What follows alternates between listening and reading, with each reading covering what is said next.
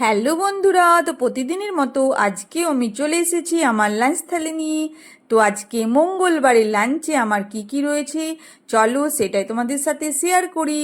তো মঙ্গলবারের লাঞ্চে রয়েছে আমার গরম গরম ভাতের সাথে কাগজি লেবু কাঁচা লঙ্কা, তার সাথে রয়েছে আলু করলা সেদ্ধ। আর আলু করলা সেদ্ধ খেতে আমার খুব ভালো লাগে, তার সাথে গরম গরম মাছ ভাজা। আর করেছি কচুর দম। তো কচুর দমটা আমি নিরামিষই করেছি। আমি কিভাবে করি সেটা তো আমি অনেকবারই বলেছি। বড়ি বড়ি ফোড়ন, সর্ষে ফোড়ন, হিং ফোড়ন দিয়ে একদম নিরামিষ কচুর দম করি। আর এটা খেতে আমার খুব ভালো লাগে।